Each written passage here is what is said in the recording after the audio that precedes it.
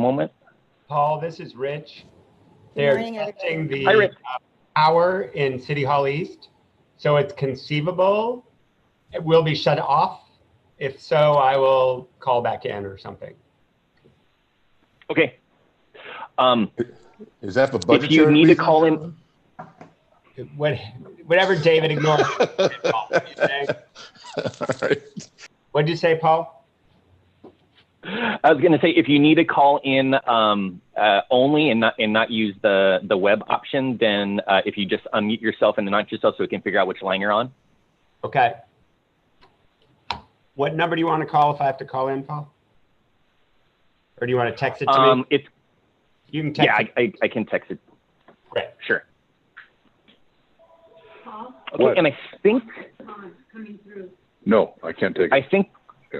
I think we're at quorum, but let me do a quick roll call. We are streaming live now for our meeting, and we're able to get started as soon as we do have a quorum. So far, I heard a verbal confirmation from Dave. I heard a verbal confirmation from Paul. Marlene, are you with us? If you could unmute yourself. Good morning. Yeah, can you guys hear me? Yep, we can hear you now. Thank you. Marlene is with us. Gary, if you could unmute yourself and confirm you're connected.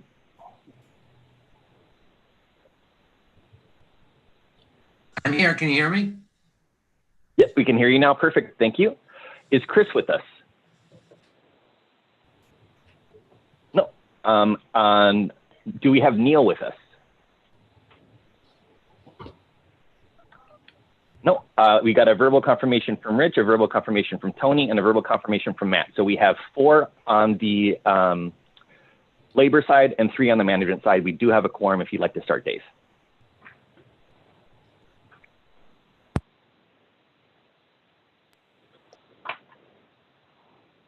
Yeah, maybe about 3 seconds. Let me pull this up again. I just lost the information. So.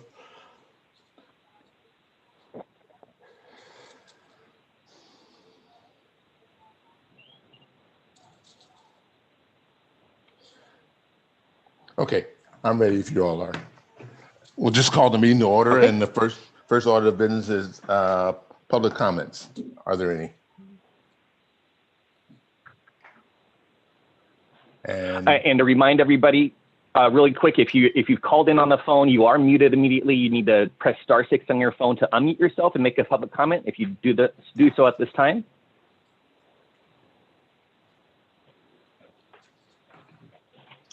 Hearing none or seeing none, we'll move to the next agenda item. That's appropriate? And that would be recommendation to approve minutes from the November meeting. We have any motions? I'll make a motion to approve the minutes, Paul Beachley. I'll second. This is Marlene. All right, moved in second. Paul Beachley and Marlene with the second. All in favor? We have to do a verbal vote, Paul? Correct, and I'll go ahead and run that. So we're gonna go in the order of labor first and then management. So we'll start with you, Dave. Dave, your vote? Aye. Dave votes aye. Paul, your vote? Aye. Paul votes aye. Marlene, your vote? Aye. Marlene votes aye. Gary, your vote? Aye. Gary votes aye. Did we have Chris join? No. Then let's go over to management side. Rich, your vote? Aye. Rich votes aye. Tony, your vote? Aye. Tony votes aye. Matt, your vote? Aye. Matt votes aye. Did we have Neil join? Hearing no, we have 4 on the labor side, 3 on the management side. It's unanimous. The motion passes.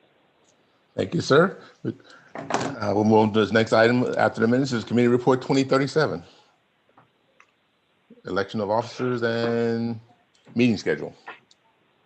Great. So this is Paul McCaskey. I'll take this report. So every year at the end of the year, we do an election of officers. So we ask for the committee to nominate a vice chair and a chairperson to be in place for the committee for the following year. So we're going to be asking for nominations for vice chair and chairperson for 2021. Before we get to that, I want to bring everyone's attention to attachment A of the report and go through the meeting schedule really quick. We do have a large scale of items to cover in 2021. So we do have a number of meetings that are proposed to be planned to be held for 2021. We're also pushing back the dates for January and February because of the reports that we're going to be bringing forth, specifically that health plan services RFP. So we're pushing back the proposed dates for January to be the third week in January, and the proposed date for February to be the second week in February. The rest of the meeting dates are scheduled to be the first week of the month. And then we are also tentatively adding a number of dates within that May and June time period to be able to fully select the 2021 plan year renewal, including whatever results from the health plan services RFP. So some of those June dates are tentative, but there is a very busy proposed schedule for 2021. So with that in mind, the tradition has been, and it's set in our current policies, is that the labor and management sides do traditionally switch each year. And so in this odd year coming up, we would look for a individual from the labor side to be chair and an individual from the management side to be vice chair. So I'll leave it up to the committee to make a nomination, and then we'll go with a vote. Okay, this is Paul Beachley. I would nominate Dave Sanders for chair. Seeing the great job that Sanders is doing today, I'll go ahead and second that.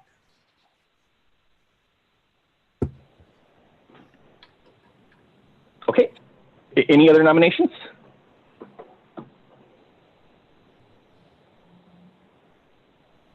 Paul, this is Rich. If you want to take nominations for vice chair now as well, I can do that as well. And maybe we can take one vote on both. I would nominate Wendy Macy as vice chair. I second that motion.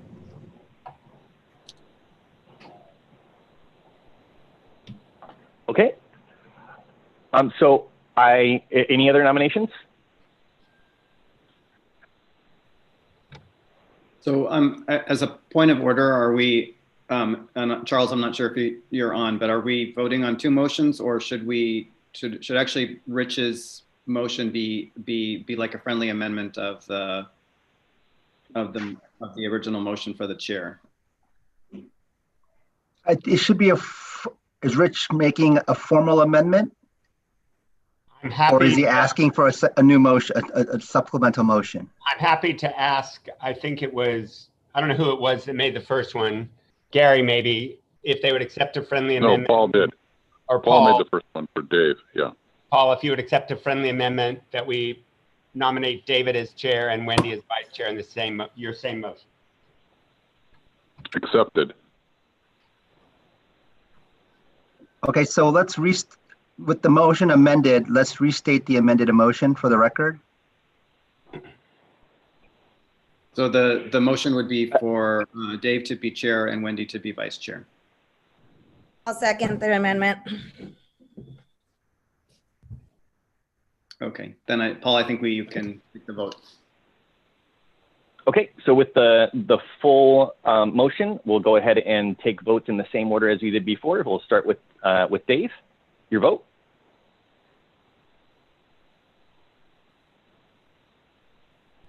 Dave, are you mute? I'm sorry, that's an aye. Dave votes aye. Paul, your vote? Yep. Aye. Paul votes aye. Marlene, your vote?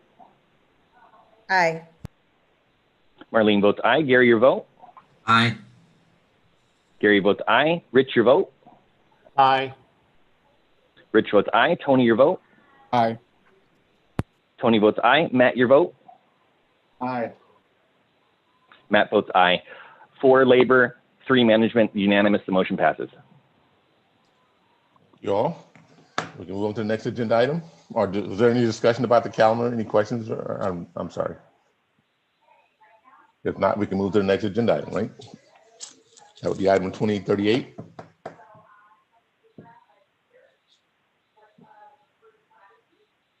I believe it's item 6, committee report 2038.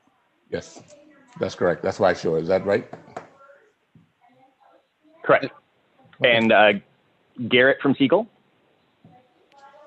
Good morning, everybody. Garrett Moore from Siegel. I'm joined by Jennifer Schlecht from Optum. Just going to go over a quick summary of the Employee Family Assistance Program and then just some interesting statistics prior to Jennifer's presentation. Please stop me or Jennifer if you have any questions. The city's employee family assistance program is set up in two parts. There's a support side and then the plus or the enhanced services side. Support includes your core services, which is the 5 one-on-one sessions per incident, which was extended up to 10 visits due to the COVID emergency through December 31st. One important distinction for the city's plan or program, all members may call in for counseling that live in the household of an employee. So that's definitely a positive and an enhancement the city's been able to provide through the support and or core services. From a plus services standpoint, there's a number of areas that are offered. From a work-life services perspective, this is an important enhancement. Not all employee assistance programs do offer this level of service. Employees can call in for programs to include in services such as parenting, elder care resources, chronic condition support, education, financial and legal planning. And really how it works is when an employee or a household member calls Optum, a solutions consultant is used to determine the services needed. And an intake representative will gather that information from the employee in terms of their budget, services, needs, and wants, and perform a search to match their needs specifically. And all referrals are certified and verified. The next area of the plus services are management consultations and referrals. The EFAP program offers managers and or city leaders an unlimited number of consultations with Optum's management consultants to obtain assistance in a number of workplace areas that might be challenging. Management consultation does not necessarily involve an employee or lead to a referral, which requires a formal process. It's just there in place in case. Critical incidents response. This is yes, sir? Go ahead. I have a question, but I'll let you finish that phrase. Go ahead. Okay. Thanks, Dave. The critical incidents response piece, this is a unique enhancement to the city's program. There are an unlimited number of hours for critical incidents responses. And this is really important when an acute and or traumatic issue occurs that may require brief and or licensed counselors and just a need to provide enhanced and comprehensive coping resources quickly. So, and Dave, I can finish this slide by saying, and you get 150 hours of training for employee training, and I'm finished with the slide. Go ahead. Going back up to the support course services, is the additional 10, the extension of 10, is that a total of 10? Is that plus 5 or is that total 15 or? Extended up to 10 visits. So it's a total of 10. That's correct. So it's 5 and 5 and 5 additional. That's correct. Okay, that was my question. Great. Thank you. All right. Paul, if we want to move to the next slide. Perfect. So on this page, we've tried to highlight some of the overall utilization figures pertaining to the number of programs and services we just discussed. And really, as we're going to go into in Jennifer's presentation, it's very extensive and there's a lot of data to cover. So I don't want to steal her thunder and go into a real deep dive in terms of compare and contrast, which she's going to cover. But these are just some of our important takeaways. Currently, the city's utilization is slightly below Optum's book of business. We do hope to see this number improve. Jennifer's going to discuss some information and our programs that can potentially enhance utilization. But I think with the year, with the COVID-19 year we've had, it really is difficult right now to determine what impact that has had on long-term utilization. And really, we're seeing this across all benefit types. So I still, from our perspective, 5% utilization, given the last 12 months we've had, is still a positive. Work-life services, So I'm sorry, and it may be part of the presentation. So the utilization number, what's the word I'm on, is lower than this year compared to last year and compared to the book of business. That you're saying that's because of the COVID? Is that the reason you think? I'm saying it's difficult to determine why we would go from 6.3%. You can see those figures at the bottom to 4.9%. But I think just the virtual nature of everything, that in-person training sessions haven't occurred. I have to think that because of the kind of the difference in the numbers, it has to have some relation to COVID to have seen 6.3 drop to 4.9. And David, I will go into a little bit more detail in my presentation as well. I have a slide that talks about this. Thank you. And I have a quick question on when Optum's talking about the book of business, is that just their public sector or is that public and private sector? So the book of business comparison is both public and private sector. Okay, but can you separate out public sector, or is it not done that way? We've requested for that metric, but our reporting team hasn't yet built it. So it's forthcoming, but for today's presentation, it is combined. Okay, thank you. Moving to work-life services, as we discussed, this is when an employee calls in when there is a need. The intake specialist assesses and directs the employee to counseling and/or work-life services as necessary. From a work-life perspective, some of the most utilized services include legal services, anxiety assistance, and then marital primary relationship concerns. From a critical incidents response perspective, this is higher this year, and Jennifer is going to go into why this is the case. Really, the majority of the events and participants were for virtual COVID informational sessions. And in my discussions with Jennifer yesterday, probably the virtual nature of these, as well as, of course, the emergency, likely contributed to the increase in this area. Management consultations and referrals. Consultations have been slightly higher this year. As mentioned, a management consultation doesn't necessarily involve the employee and could be a manager just reaching out for assistance in certain workplace circumstances. Management referrals have been lower this year as compared to the prior period. Training sessions topics. Training sessions have been lower this year, which probably isn't surprising. But there are a number of training sessions available to Employee Family Assistance Program participants virtually via webinars. Not included in this list are COVID-19 training sessions. This list is considered to be more of a list of the more popular non-COVID year webinars that are offered by Optum. And lastly, the assessments and short-term counseling. This relates back to Optum's support core services. There have been a little over 1,100 assessments performed by Optum for EFAP participants through 3/4 of this year. With that, the overall utilization figures are shown at the bottom of the page. We do hope to see these increase back to prior period levels when we return to normalcy and through some of the ideas and programs Jennifer will discuss in her presentation. So unless there are any questions, I'll hand it over to Jennifer.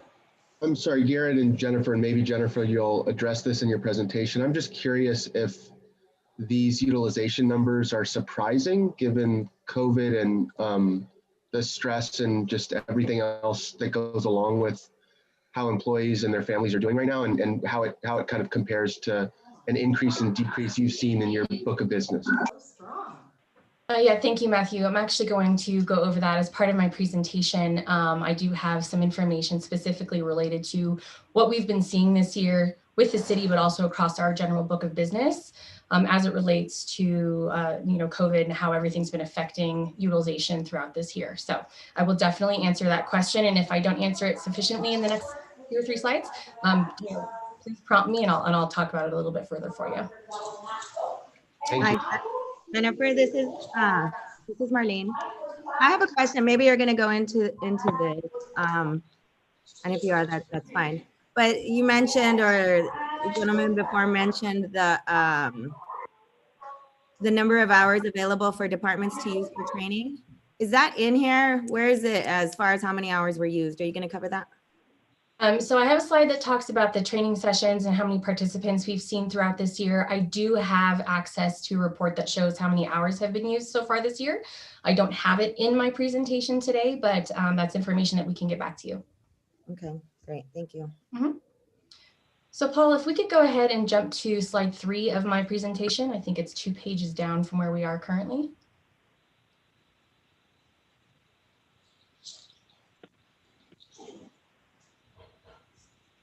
Perfect. Okay. So first, we're going to start out by talking about the enhancements that we've offered in the Employee and Family Assistance Program this year.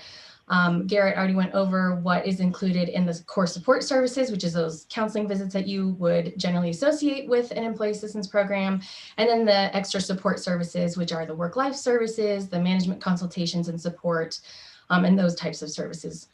So as we all know, COVID-19 has really changed the way that things are offered and things are really going this year. So as part of that, the Employee and Family Assistance Program did implement some changes and enhancements for this year. One thing that we've already talked about a little bit here is the extended visit options for members that are directly affected by COVID-19. So typically the program offers 5 visits. We are extending that through the end of this year, so through 12/31, for an additional 5 visits per issue, so for a total of 10. As a reminder, our standard employee and family assistance program counseling sessions are 5 visits per issue per year.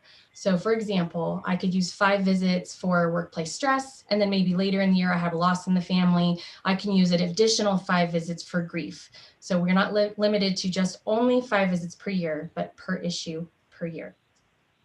We also added an enhanced member advocate position, and that is my colleague Sarah Neal. And she works directly with Robianne in the benefits department to enhance support that's offered to the employees who maybe are needing a little bit more than what the direct customer service line can offer them. So Sarah's really there to be their personal advocate to make sure that they are getting the services and support that they are needing through the Employee and Family Assistance Program.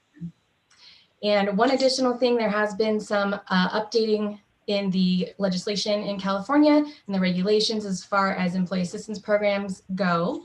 Previously, any telephonic EAP sessions that were provided through our Optum licensed EAP staff would have to count toward the 5 in-person sessions per issue per year. But this year we've been able to offer those services completely free to the member, and also they do not apply to the 5 visits. So an employee can call into the customer service number and receive telephonic EAP support by Optum licensed clinicians. And those visits, those telephonic sessions, do not count towards the 5 visits. So they still have those 5 visits to use per issue with our network provider. So really enhancing the support and services that are available to your employees and opening up access for them. We do continue to offer the training support services. Obviously, those have transitioned to a virtual format for this year. They are still available in person where appropriate and where needed, but we are seeing, obviously, most organizations are utilizing the web-based offering for the training services. We did also expand our training catalog, so the number of seminars and courses that you can choose from to apply trainings that are specific to experiences through COVID-19, as well as a separate training catalog to enhance our program around diversity and inclusion training. The critical incident response services, of course, are always available. As Garrett mentioned, those are unlimited for the city. Those services typically are for events that might affect a larger number of employees. So a death in the workplace, maybe an act of violence in the workplace. Obviously this year we've seen a lot of critical incident response to provide support around concerns related to COVID and diversity and inclusion type services. And those are available both virtually and in person, again, where appropriate. And then specifically on our liveandworkwell.com website, which is available to all employees and members that are covered by the Employee and Family Assistance Program, we did highlight a COVID-19 focused resource center, which includes some self-help areas, but also on-demand webinars and trainings. We updated the provider search functionality, so you'd still have the ability to go out and manually poke around in the provider listing and search for a provider that best meets your needs. But we've also enhanced to kind of like a match.com where you're taken through a survey and you answer questions based on, if there's a certain language spoken, a certain religion, certain area, types of things that you're wanting to discuss with your counselor. And then we populate the provider listing that includes providers that best match the results to your survey so that you're getting a better fit for your provider. One other enhancement is that we have integrated Sanvelo into our EAP offering. If you've not heard of Sanvelo before, it is a cognitive behavioral therapy app that really provides additional support. There's meditations, there's guided journeys. All content is personalized to the user. Sanvelo is available out there on the marketplace from the Apple Store or whatever device you use. And typically users would have to pay a fee to access this service. But all members who are covered under the Employee and Family Assistance Program receive this service completely for free through Optum. And you do get access to that app by going through the Live and Work Well website. And there are instructions on how to access it there. So just another way that we've enhanced the program for this year. Any questions? Okay. On the next slide here is just highlighting the various areas that fall into support and plus. I think we can skip right over this since Garrett already went through it in his information, but again, support is the counseling services and plus is all the work-life services, management consultations, trainings, and critical incident response services. So this slide here talks about the demographics. So who's really using the program? So the City of LA's information is in the darker orange and our Optum book of business is in the mustard yellow color. So you can see that the city's utilization patterns as far as age groups, gender, and employee dependent spouse really do follow along nicely with what we're seeing in our book of business. Across the board, we typically see that females tend to access Employee and Family Assistance Program services more often than males do. And on the age band on the upper right there, you can see that most of the utilization is occurring between 20-year-olds to 50 to 65-year-olds, which is typically the working population. So we would expect that the utilization would fall higher within those age bands. And the bottom table there, you can see that employees are accessing the most of the Employee and Family Assistance Program services, with dependents and spouses accounting for a smaller percentage of the services used. Next slide, please, Paul. So this table is comparing our 2019 total year results with our year-to-date results for 2020. So when we're looking at these numbers, we do want to keep in mind that 2019 numbers there are for the entire year. And so for 2020, we're just through the third quarter. So we do expect to see these numbers changing, obviously, as we move through the rest of the year. And Matthew, to answer the question that you had earlier, everyone would logically expect that with all the added stress of everything that's been going on with COVID, we would see utilization jump through the roof for Employee and Family Assistance Program services. But what we've actually seen through the city and across our book of business is as the safer at home orders were coming out and as the pandemic was really ramping up in America in the second quarter, we actually saw services take a drastic drop. And we think that this is because people weren't sure what to do. We know when people are under stress or they're feeling scared or fearful, they're really going to be focusing on their core needs, housing, food, financial stability. They're not really going to be taking the time to take care of themselves, to access the services and support that are offered to them through their employer. So we did see a dip across the board in our book of business and through the city as well in the second quarter.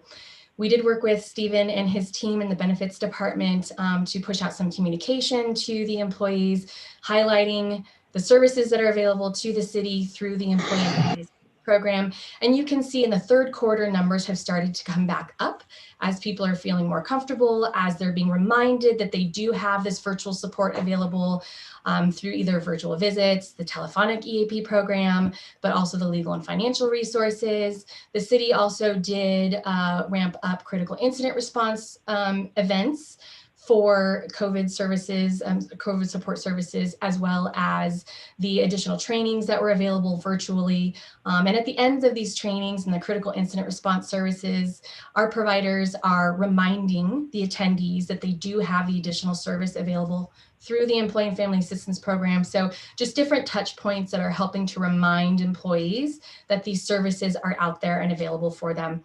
We do expect the numbers in Q4 to continue to increase. I'm not sure if we're going to get to the 6.3% utilization that we had in 2019, just because we did have that dip in the second quarter, but we are continuing to see services used throughout the end of the year. We do expect those numbers to bump up a bit. And then, as we've talked about before, in the highest reasons people are utilizing the core services, they have, the whole program: legal, anxiety, and marital and primary relationship. You can see our book of business is typically anxiety, depression, and marital and primary relationship. So very similar to what the city is seeing. Matthew, did I answer your question?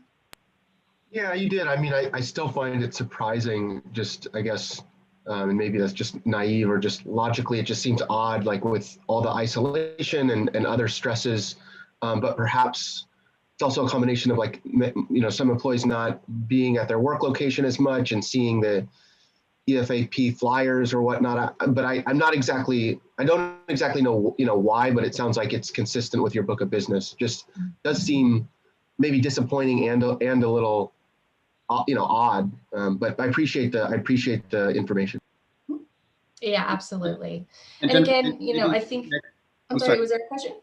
Yeah, this is Stephen. And I just wanted to comment a little bit on that. So I think one of the things that we've observed with the changes in the workforce, because we really have brought this benefit under the wellness umbrella, and while there have been lower numbers here, I think what's been really interesting is that there have been really much higher numbers with wellness engagement, which we'll be talking about later on when we talk about those efforts. So as an example, when we did the webinars that have been focused on information like about COVID-19 and about vaccines, we've seen 1,000 to 2,000 of our members looking at that information versus a typical webinar where you might get 40 or 50.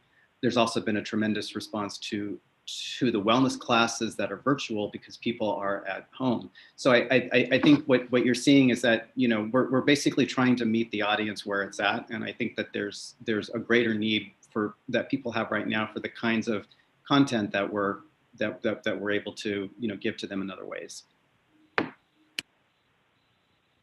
Great, thank you, Stephen. All right, Paul, can we go to the next page, please? All right, so here we're talking about our EAP visit details. So this is the core services. This is the counseling visits. So the table in the middle, you get 5 visits per issue per year. So the table is broken down by 5 bars, and you can see that the number of cases where they're falling as far as who's using what services. So you can see 17%, roughly 18% of the cases used 2 visits, and that was it. They felt that their issue was resolved. We do see obviously a fair number of cases using all 5 visits, which is what we would love to see in every case to make sure that people are getting that support. You can see the table directly below that breaks down whether or not the services were provided in a virtual visit format or whether they were face-to-face or telephonically provided. And as you can imagine, the majority of services fall under the face-to-face telephonic, and about 11 to 15%, depending on the visits, were used in virtual visit format. Now, up on the left, the member revisit rate, what that means is member who have had a case and then opened a subsequent case, maybe for a different issue or later in the year. So you can see that the city's detail is right along line with our book of business at about 23, 24% of the cases that were opened were for members who had multiple cases throughout the year. And the lower numbers there, virtual visits about 11.7% overall, which is our book of business is 12% overall. So right along the lines of what we're seeing as far as who's using virtual visits versus the in-person face-to-face or telephonic visits. All right, Paul, next slide.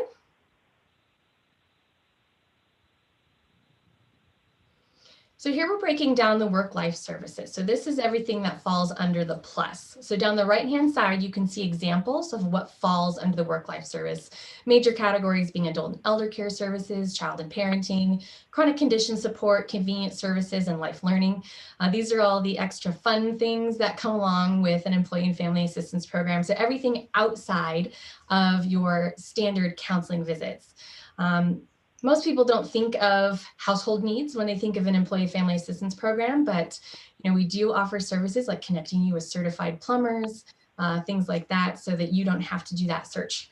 You can see in the table in the middle of the screen here what types of services were most utilized. 2019 is in the yellow, 2020 is in the darker orange. So you can see adult and elder care support services were the top reason for utilizing work-life services so far in this year, followed by child and parenting services. And the work-life utilization for the city is right on par with what we're seeing for the Optum book of business. And we typically do see a lower utilization in the work-life services simply because people don't really think about these services when you think about an employee and family assistance program. So these are things that we like to promote throughout the year. It's just fun in different ways that your employee and family assistance program can offer support to your employees outside of those counseling visits. Next slide, please. So the management consultations and referrals, like Garrett mentioned in our introduction here, the management consultations are completely unlimited. They're available at any time for your supervisors or leadership positions to call in and speak with our management consultants to help them shape conversations in a positive manner, to help them work through maybe a discussion or a problem that they're having with their team or their work site. You can see down the right side here some examples of management consultations. You can see that so far this year, the most number of management consultations were in the third quarter with 9 management consultations. And as Garrett mentioned before, the management consultation service may or may not involve the actual employee. Typically, these are conversations that we're just having with that person in the leadership position without involving the employee. Now, it may get to the point where somebody might need to be referred into the EAP services, an employee might need to be referred in, and that's where we fall down into the table below for the management referral services. So you can see this year we've had 3 formal so far management referrals, and those were, the employee was involved. We have a release signed with that employee to work with them directly and to report back to the manager that that employee is engaged or is not engaged in the program. We've had 9 mandatory referrals and 2 special handling. And the special handling are when a manager refers an employee into the EAP program, but then they don't require any sort of follow-up from us. So they are still being managed by our management consultant team, but we aren't doing any sort of follow-up with that manager as far as they're engaged or not engaged in the program. And you can see on the right-hand side under the bottom of the table, management referrals, the types of reasons why employees have been referred into the EAP program under this part of the service. All right, next slide, please.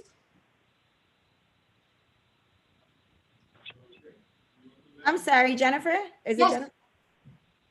Can you, and again, I apologize if I missed it. I am trying to multitask. What is the difference between mandatory and formal? A formal referral might be that an employee is referred into the program and recommended to go through, perhaps they have an anger management issue or something where they just need to, engage in the program for some reason. A mandatory is where it's part of some sort of HR action to where that employee is required to go through the program. No, I got that one. But so on the formal, it's just a recommendation? Yeah. From management? Okay. Thank you. Yeah, so they're referred into our management consultation referral process, but it may not be part of any HR operation. But you said those ones do require you to get back to the management on whether the employee follow through or whatnot. Right. So we get a release signed from the employee that allows us to and the only information that's reported back is they're engaged in the program or they're not engaged in the program. No other information is given. We don't talk about, the treatment course at all. We really try to keep that part, private for the employee. And it really is just if they're engaged or not engaged. Thank you. Okay. On this slide, we're talking about the critical incident response services and training topics. And as you can imagine, year by year, the need for critical incident responses or the focus of the training services might change depending on what an organization is going through. Obviously, this year, we have really seen a focus on COVID-19 support services, as well as diversity and inclusion type services. So for critical incident response services, our top 2 reasons for providing those types of service were for grief and for COVID-19 support services. So you can see that in the table there. We had 93 attendees for grief and 132 attendees in critical incident responses for those 2 areas. On the right side of the slide here, we see our top 5 training topics. You'll notice a theme with COVID-19 support services, managing remote workers, living in uncertain times, and then improving workplace relationships and understanding and embracing diversity, and the number of attendees that we had there. We do still provide the critical incident response services, as I mentioned before, for anything that would affect a large number of employees, death of a coworker, violence in the workplace, anything like that. But this year we have seen a focus obviously be on providing support to employees through the COVID-19. All right, Paul, next slide, please. I think we can probably go 2 down actually. So we're going to get a little bit into some COVID-19 support detail. So I know this chart is a little bit difficult to look at, but this is a snapshot week by week of the number of cases that we were seeing open specifically for concerns around COVID-19. So obviously beginning of the year, no cases because it wasn't an issue. Then we see a spike of services happening towards the end of March, and then, dropping and going on as we go throughout the year. So I tried to break it up in month quadrants for you, so it's a little bit easier to look at, but they are week by week. So the date is the beginning of the week for that result. We had a total of, through the third quarter, we've had 40 cases specifically requesting support for COVID-19 related concerns. And you can see that 87% of the cases were opened by the employee, and about 13% of cases were opened by the dependents. All right, next slide, please, Paul.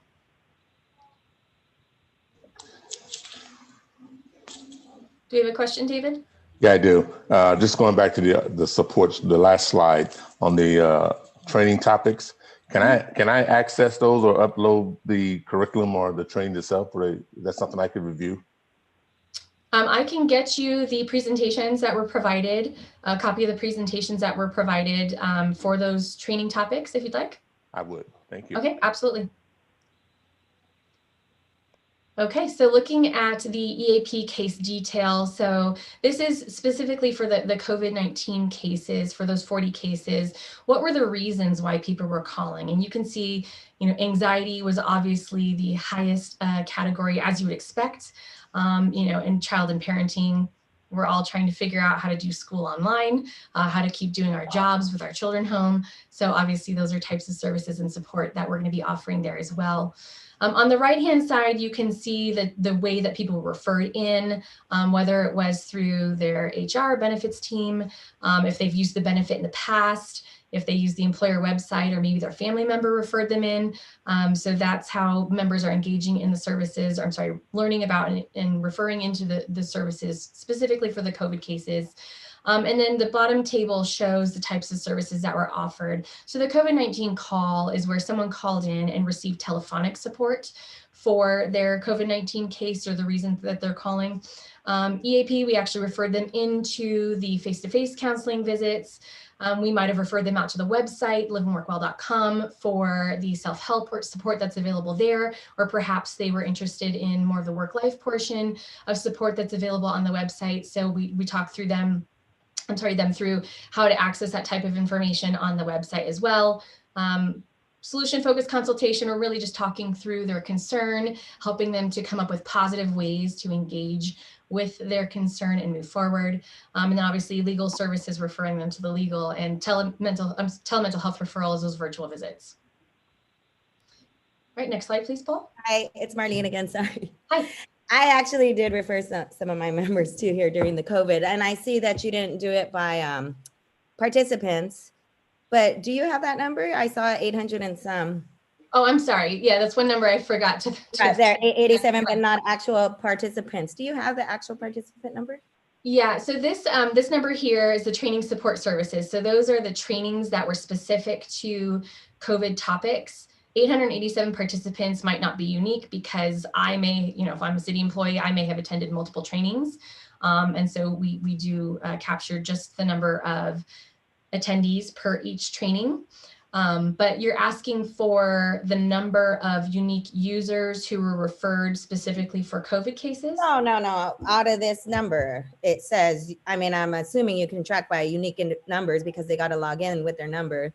So yeah, I get that some people may have attended 5 trainings, but how many actual employees or family members of employees that have a unique number participated? In the trainings or in the EAP cases? So like the counseling services? This training slide. Yeah, so the training support services, we don't track unique individual per training. We just have the total number of attendees that were at that particular training, but I can get you a unique number of participants who opened a case to have counseling services or work-life services specific to COVID. Does that answer your question? Yeah, I mean, yeah, that's fine. Okay. Okay, and I think that's all the detail we had to provide to you today. On this last slide, just our contact information, the city's dedicated customer service number, and the access code to log into the Live and Work Well website if somebody would need resources. Are there any questions that I haven't answered?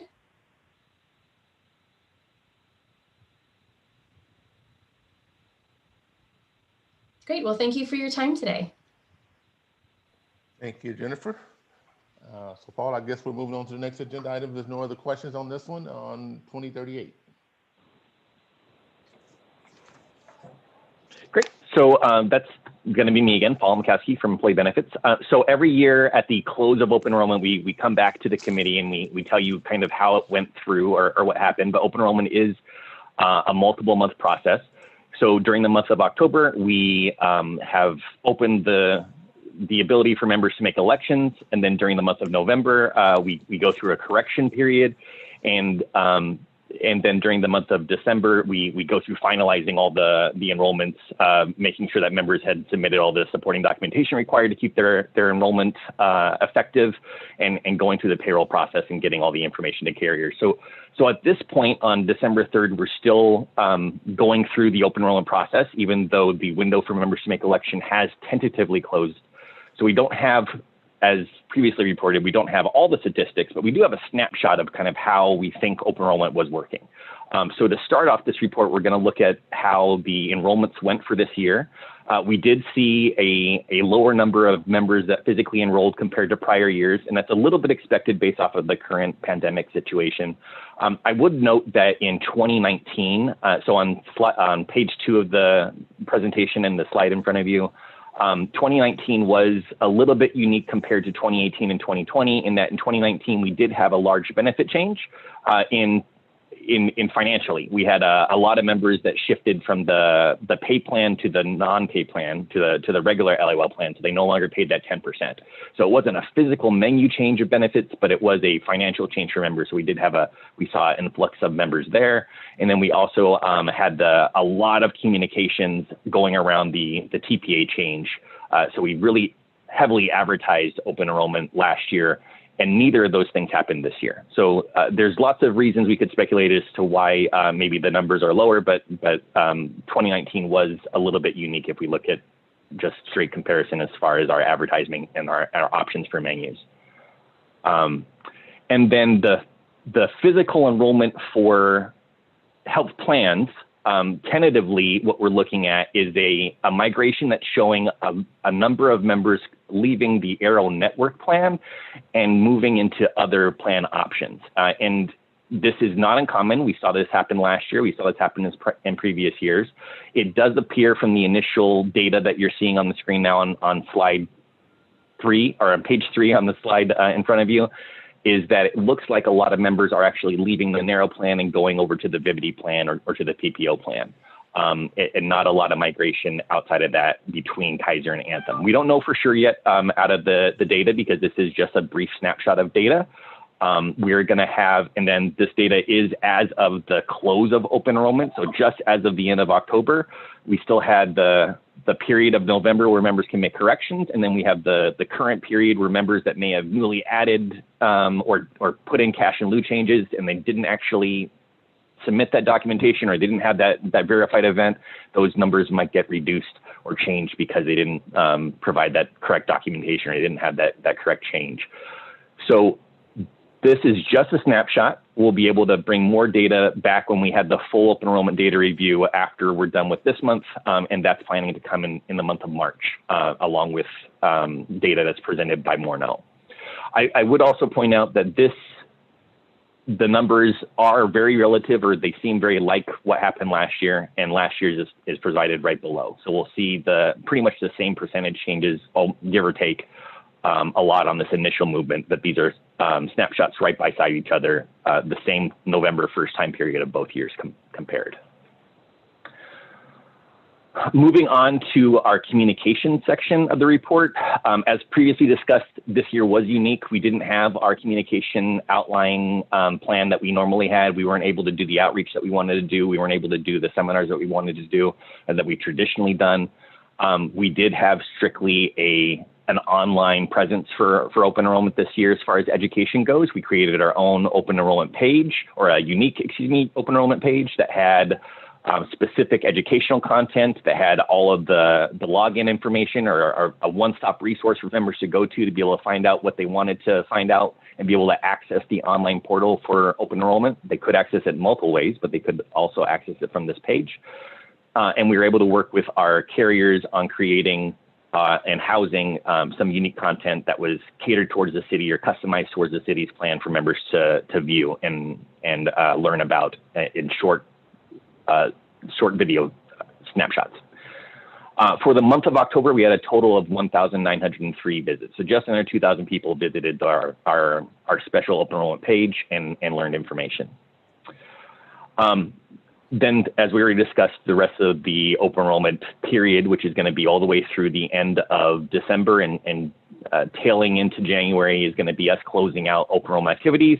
We still are reminding employees that have an outstanding action. If they have an outstanding birth certificate or marriage certificate they need to submit to be able to keep that dependent on coverage, they need to submit it to us by next week, 1 week from today.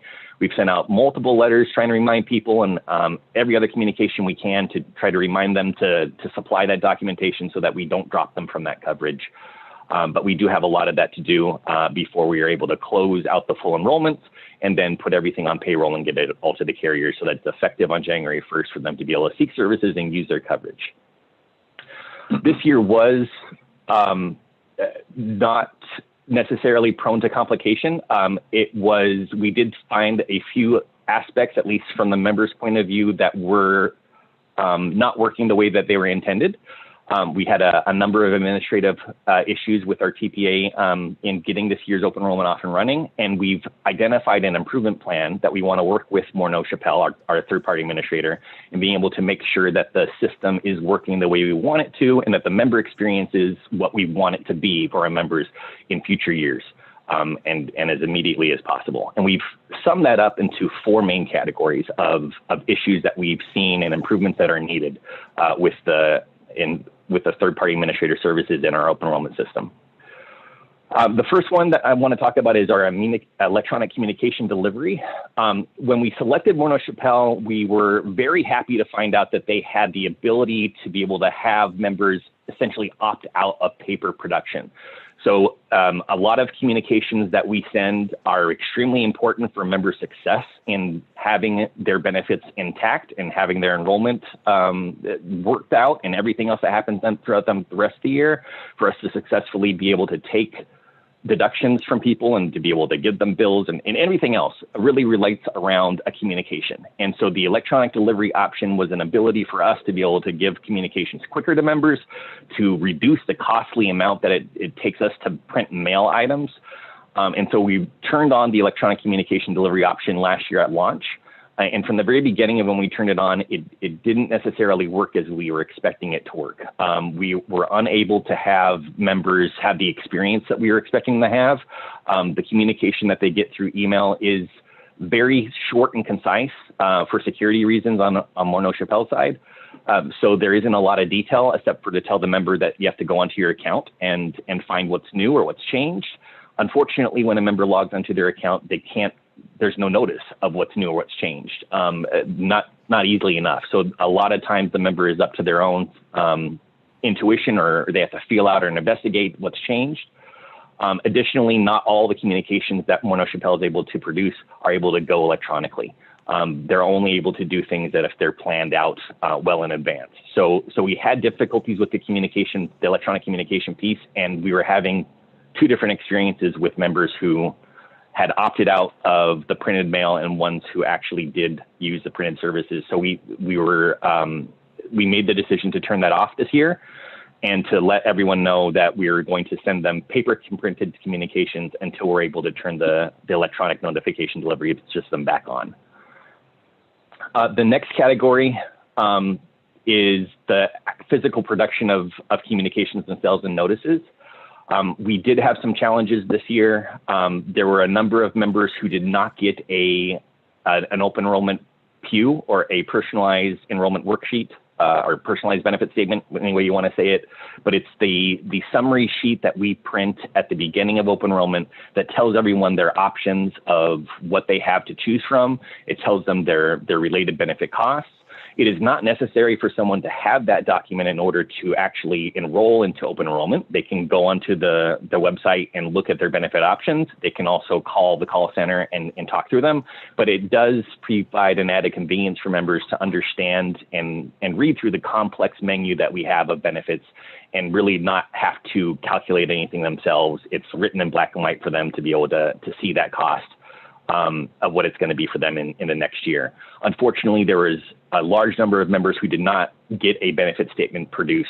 There were complications in producing those, and those members got a cover letter telling them instead that they could call the call center to find out what their benefit options were, or to go online to their online account and go through the enrollment flow process. At the close of open enrollment, we also saw a couple issues and difficulties in getting things done and processed out timely.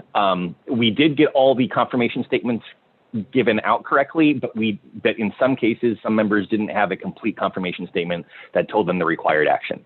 So some members got a confirmation statement missing that they had to submit a document to be able to keep that benefit, or they had to do an additional required action. We were able to fix that by sending out a targeted mailer individually to those people, as our normal practice is, but we sent additional targeted mailers to really let them know that this is the end communication, the end result, that the action that they needed to take. And then the next category item, the third one, is the open enrollment process itself. We have looked for improvements as much as we can with the online enrollment system. It was really important for the LAWell program to be able to make sure that the online enrollment system matches what the call center enrollment experience is going to be, and that members can understand exactly what their benefit options are through either the call center or the online system, and that they're able to quickly find what they're looking for, confirm what they're currently enrolled into and what their changes are going to be for the next year, and everything else through the online system, just as they would through the call center. The problems that we've experienced through the online system has really been a number of small items and large items. I think the largest thing, or the largest complaint that we heard from members, was really just the actual access of the system itself. To access the system, you're using your employee ID number, and because members really don't have a lot of incentive to engage in the online system outside of this one time a year in October. They don't really have a reason too often to go into the system any other time of the year. They may not remember what their experiences was. They may not remember what their password was. And I think a lot of members, at least from the communications and complaints we've gotten, a lot of members think that by using their city ID, they're also using their city ID password or their Gmail password or whatever else is associated with it. And they get themselves into a locked position. And unfortunately have difficulty unlocking themselves, and then get prompted to call the call center and don't have the experience that they want to have. That has been a big problem for us with the account access issues of trying to get members to successfully be able to access their account from the beginning and get their enrollment done really quickly. The other big issue that we had was initiating the event itself. In Morneau's system, once a member goes into the online enrollment period, the online enrollment flow, they're navigated directly on how to be able to make those elections, but initiating that enrollment flow requires something to pop up on the screen, and sometimes it doesn't pop up necessarily. There's not another way for a member to get to that. So we did get a number of complaints from members that did things incorrectly, not going through open enrollment to try to make their open enrollment change because they just couldn't find the open enrollment event. We also experienced some slowness and some difficulty in members understanding what that full enrollment flow was. So members, even though they were told something or they experienced something while they were making a physical election, at the end of the enrollment process, maybe they weren't told that again, or they didn't know exactly what their next required actions were, or something else. It just wasn't clear. We did get a number of people notify us and ask us for just confirmation that they really did enroll into what they enrolled into, or clarity on what they just agreed to. A lot of those things kind of occurred through this process just because of the way that the enrollment flow is working and the information provided to the member during that election period. And then the last item is the call center experience itself. Morneau has staffed the call center for our accounts to have a number of call center agents. Unfortunately, there's always a high volume during the month of October, but unfortunately there was a number of times when there was also a high wait to be able to speak with a call center agent. And then additionally, there were a number of times where the call center agent may have incorrectly stated something, may have given bad information, may have made the member have to call back to be able to get to talk to somebody to get a correction of that information, or something else happened. There were a few instances of that as well. Definitely not the call center experience that we want to have with our members who are looking for that call center to be a trusted tool for them to be able to use and have the expert knowledge to answer the questions that they need for the first time that they ask them. So we've laid out an improvement plan for these 4 areas of trying to make sure that we work with Morneau over the next 6 months, which is the time period that we have left until we adopt the plan year for 2022, but to be able to address these 4 areas comprehensively enough so that our members are having the experience that they want to have and that we expect them to have through open enrollment. Those are outlined on pages 9 and 10 of the report, but essentially we are asking that all of these items are addressed, that we address them thoroughly so that members are getting all of the experience that we want to have. And I will pause there for a second. I know I've talked a lot for the past few pages. We do have Morneau available to answer any questions. I'm happy to answer any questions, but is there any questions immediately from the committee on this improvement plan or the report itself? Paul, this is Rich. And I just have one comment. I appreciate your report. I appreciate the sort of needs improvement section at the end. And I just want to sort of say, and I'm sure I speak for all the committee, these are critical aspects of the benefits enrollment program, and we need to see better performance next year. And I don't feel we need to go into it in detail today, because you've outlined, you have a sort of corrective action plan, and we expect to see better improvement next year, because these are not details. These are the heart of what our members need to sign up. So just the editorial comment, and I'll leave it at that.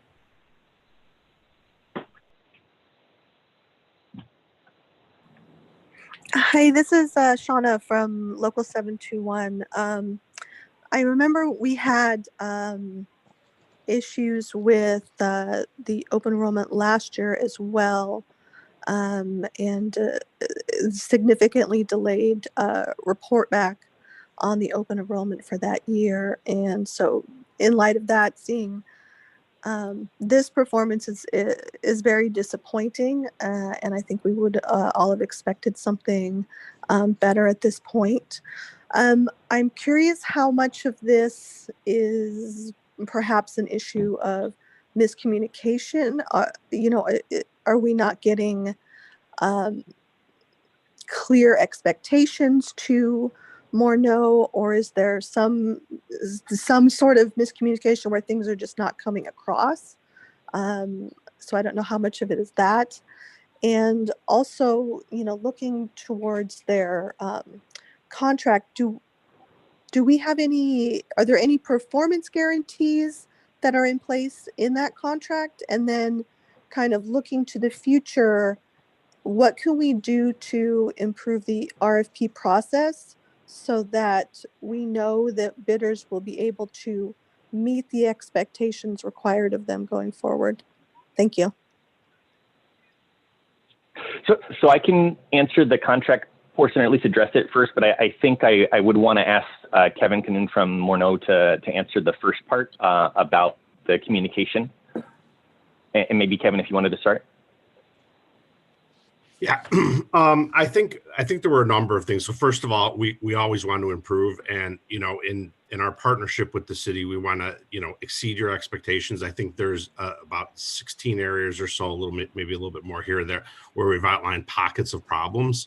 I don't think there's a per se communication problem. I think some of it's related to we plan for an annual enrollment and things change as you go along, and we start to get near the end, and sometimes timelines get compressed, so we have to either de-scope. I think the experience that your members have related to getting enrolled, that's the number one priority we have. I think our satisfaction results for the members that did have a good experience were high. I think we need to focus on these outliers where we had pockets we didn't do. But I don't think there's a communication problem per se.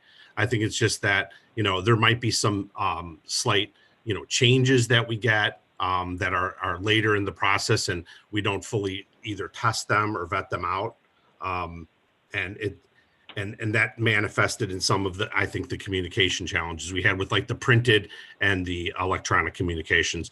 But our intent on every one of these items is to come back to this board and come back with, what we're going to do to improve it. And also, if there was any material impact to the members, because we can review calls, for example. We can review if there were complaints. If there were complaints, we can investigate further. If somebody had delayed communication, what caused it. But every one of these items, our intent is to come back, and I believe we're presenting on March 1st, we'll give you the statistics for the enrollment, Shauna, and then we'll talk about each of these items and how we're going to mitigate it in the future.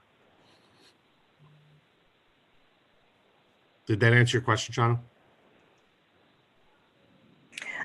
Mostly. Yeah, we'll work with that. Thank you. Sure. And on the contract piece, Shauna, the contract does hold an array of performance guarantees. Some of the items here do touch on them. We are still working with Morneau on the contract itself, but yes, it is. They are there. Okay, thank you. This is Tony. I have a question. Was there any additional cost to the city because of these issues or delays?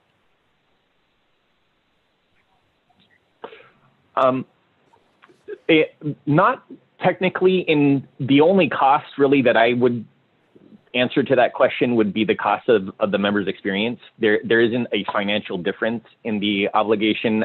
We haven't experienced or had anything with Morneau that has created additional cost at this point. Okay, thank you.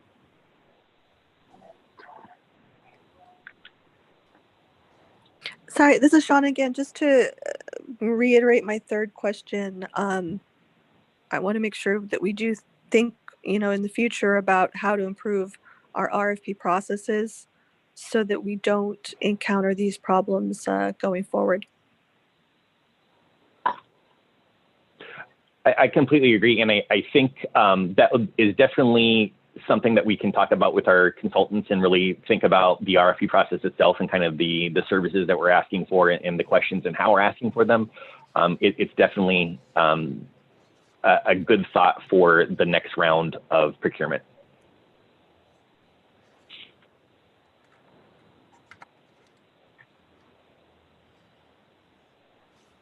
Are there any other questions? Are there any other questions?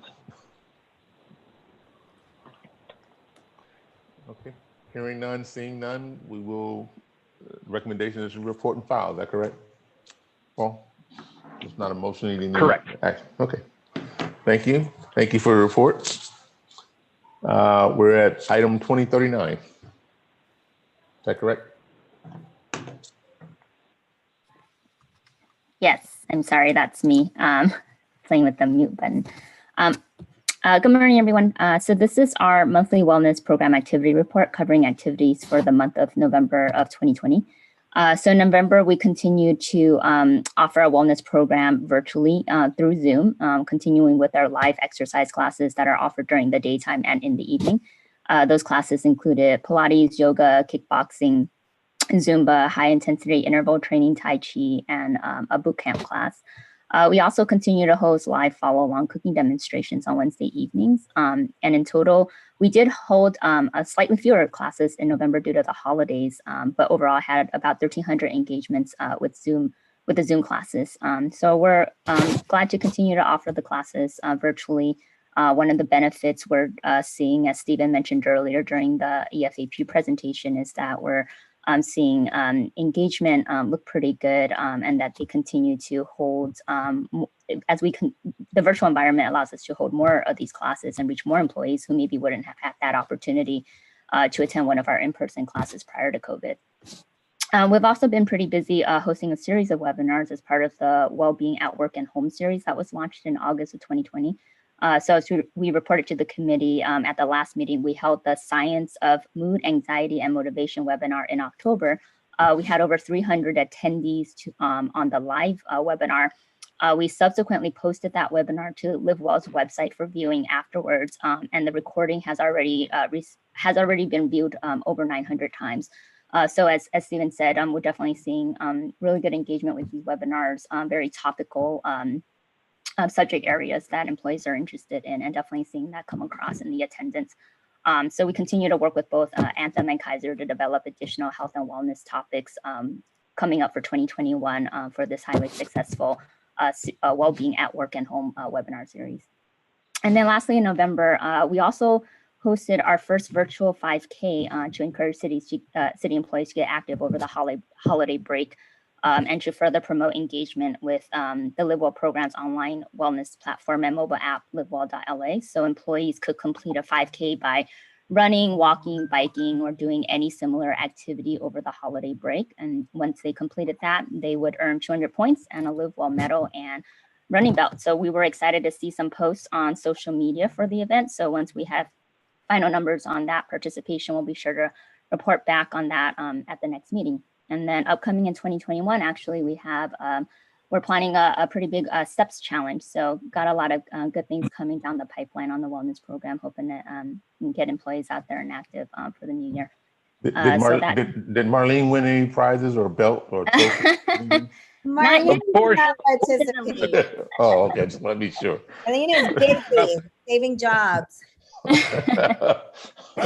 Not yet, but EA is in the lead for the flu vaccine campaign.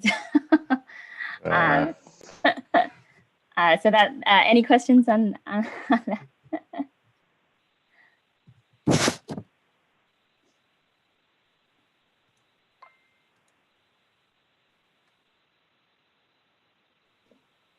Hearing none. Thank you, Jenny. Good work. Good work you guys are all doing throughout all this. Thank you. Thanks, Marlene. Okay. Again, thanks for the report. Nothing to add or any additional comments, and I think we all echo that good work on the reporting and the activities itself. So, okay, we're at 2040 committee report.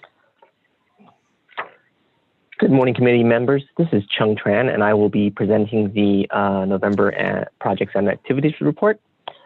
During the month of November, staff completed several activities relating to the 2021 open enrollment. I know that Paul just went over quite a few of these activities in more detail, so I am going to skip over most of this section.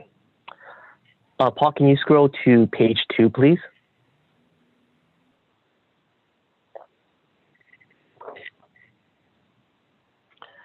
On page 2 is a short update on several projects for the month of November.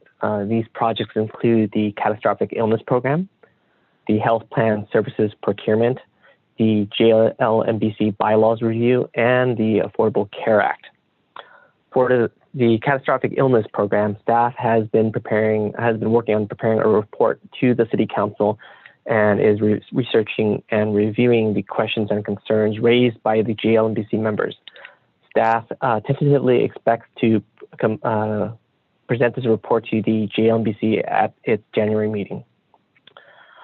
For the Health Plan Services Procurement, staff has been working with Keenan and Associates on developing a draft request for proposal. We expect to complete this draft and present it to the JLMBC during its January meeting as well. Regarding the ad hoc governance subcommittee, JLMBC bylaws review, this is an older item that began back in February 2018. The JLMBC established an ad hoc governance subcommittee to work with staff to review the JLMBC bylaws. A draft of the proposed bylaw revisions has been completed and is expected to be presented to the subcommittee later on this month for review. Regarding the ACA, staff is continuing to work with Ernst & Young in preparation for the 2020 tax year ACA filing. Staff also reached out to the Sworn Association, advising them of the 2020 tax year ACA filing requirements and setting the and establish the sworn benefit data submission deadlines that we will need to have in order to prepare the 2020 ACA tax forms. And lastly, on page 3, the Employee Benefits Division filled one vacant position through the Targeted Local Hiring Program. Daniel Perez, who was with the General Services Division, accepted the office trainee position effective November 9th. And that is it for the projects and activities report. Is there any questions that I can answer?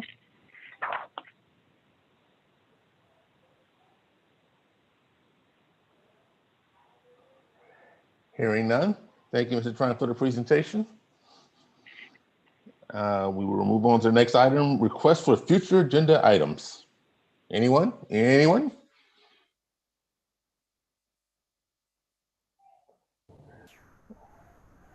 We will refer back to the staff for the agenda then if no additional items to be requested.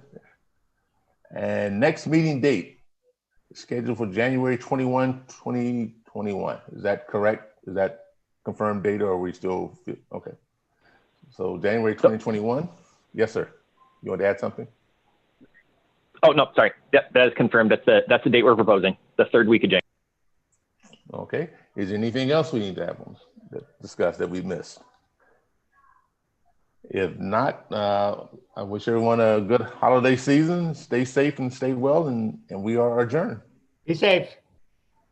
Thanks everybody. Happy holidays. Happy holidays. Good job, Sam.